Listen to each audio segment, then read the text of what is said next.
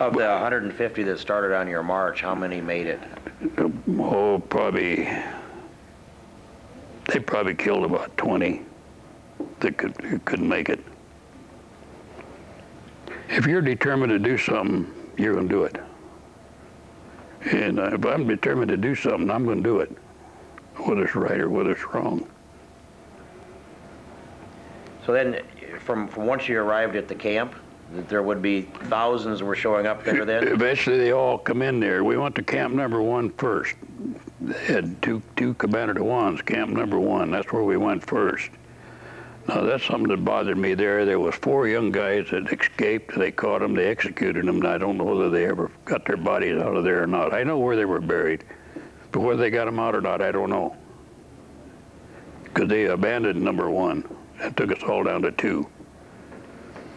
So of the 9,000 that POWs that left Corregidor, how many would you say made it to camp number 1, or those camps? Oh, that's pretty hard to say. I don't know. I couldn't give you no figure on it because I don't know. To be honest with you, I just don't know. Mm-hmm. I know some of my buddies were not there.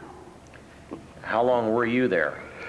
I left there in 1943 to go on this detail to build this airfield, and from there I went to Japan on a Japanese prison ship. That's where we lost 2 boatloads of them. The Air Force bombed us there in Hong Kong Harbor.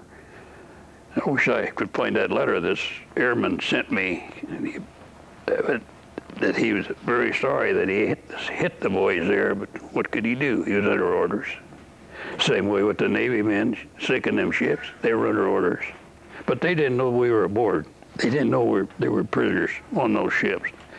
Because they'd take those Banjo-Maru ships and they'd put tanks up on top, airplane parts or whatever, and all the submarine boys could see was that military stuff, and that's what they were after. And the prisoners were down in 2 holes, the front and the back. They had you building an airstrip for a while, though? Yeah, well, that was in Las Piñas in the Philippines, building for the United States, or building for the Imperial Navy. Mm-hmm. Funny thing was, we got 1 runway done, and they brought Tojo in there. They lined us all up, all 600 of us up, made us turn our back to Tojo. Who in the world wanted to see Tojo anyhow? I didn't. I wanted to see him dead. I'm pretty confident his son is buried on Guadalcanal. Is? My father brought back a picture from there. Oh, you got Tojo's boy? Tojo's son's grave there in Guadalcanal. That's in our family archives. Yeah, that's a good thing. They had them guards there in Commander DeWan, Air Raid, Donald Duck, Speedo 1 and 2. Speedo 1 and 2 were North Koreans. Oh man, they were big guys. And they were as mean as any of them. But when they liberated, when these guys liberated Commander DeWan, I'm just hoping that Air Raid and them guys were there and they saw our Rangers could shoot them. Now I don't know whether you ever heard of a guy by the name of Amos. He lives over in Burlington. Now there's a guy that can tell you a story about the liberation of Commander DeWan. He had it in the Des Moines Register here a while back. Guy gave it to me, and then I lost it. He could really give you a good story on how they Rangers come in there and liberated those guys.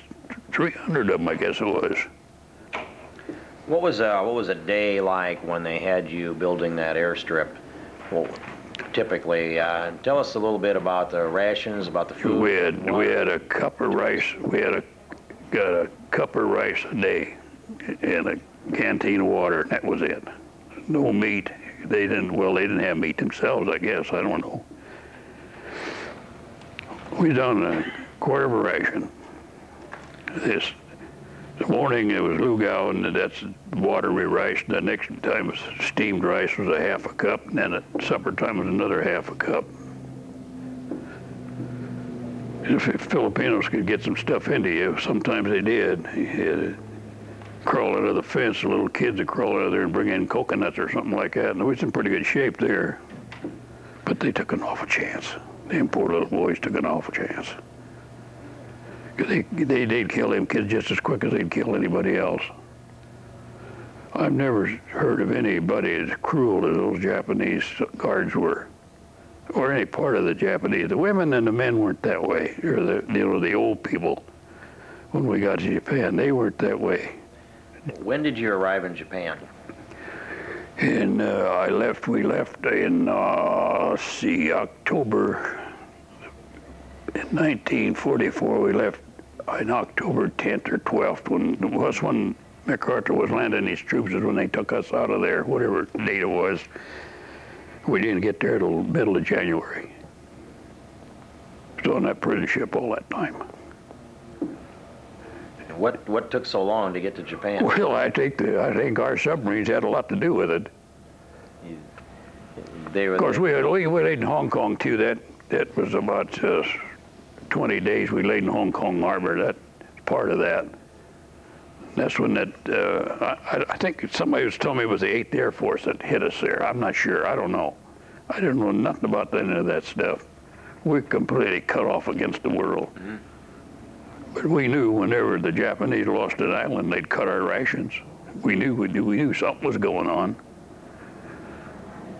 When you arrived in Japan, they take you then to a prison camp there in Japan? Oh, they took us to a warehouse in Yokohama. We stayed there 4 days, and then they took us up north to a place called, what the heck was the name of that camp? That's something I can't remember the doggone thing. It was up in the copper smelters. Well, we left there, and the next day our B-29s just leveled that place. Lucky they got us out of there, or they'd have got us too. So tell me about, then so when you were liberated, that happened in September of 1945, is that correct? Yes. And how did the news get to you that the war was over and that the Japanese had surrendered? Well, the Japanese guards and the camp commander come lined us all up. See, they were supposed to execute us guys the 29th day of August. That came down from Hirohito.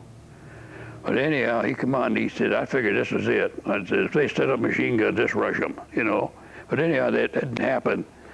Said, we're going to give you a 30-day yasume, which means you give you 30 days rest. That's when all the guards took off. We knew something was wrong. And a couple of our boys escaped from camp, and they got down to where the Americans were, and that's how we got American supplies in there. Or otherwise, they never knew we were there. We might have still been there if them guys hadn't got down there to the American lines. The Navy boys brought in supplies to us by air. 55-gallon drums, they dropped them by parachute. Half the chutes didn't open. They weren't high enough, I don't think. So when did you get to march out of there? They took us out by train in September the 11th when I was liberated. 9/11, 1945. September 11th is a high date for you then. Yep. In one way. And a bad one for another. Yes. And so by train you went to where? Up to Sendai, Japan. That's where the USS Gerard was anchored there to take us guys aboard. And you sailed back to the U.S. to? No, they took me. I don't know where they took those guys, but they took me because I was sick and I'd been hurt. They took me by the USS Nichols. That was a tin can. That's a destroyer, to the Naval Hospital ship there at Yokohama. USS Rescue, and that's what I come home on. What date did you step on American soil? Gee whiz.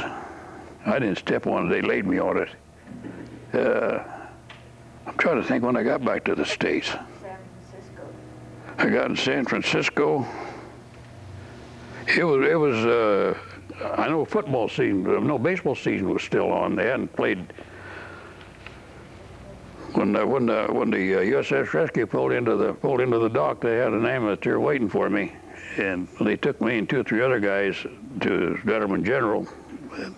I stayed there 3 days. They put me on an aircraft and sent me to Moline, Illinois, to the Schick General Hospital in Clinton, Iowa. And then on I come home.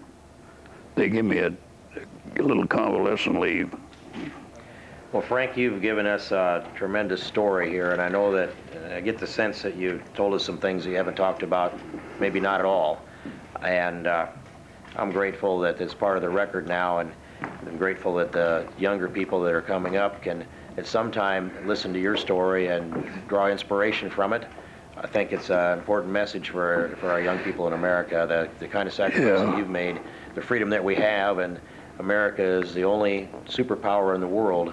Well, Because of you, Frank. you know, I got one regret. I couldn't finish my job. Some other boys finished it for you, though, and you've been part of that team.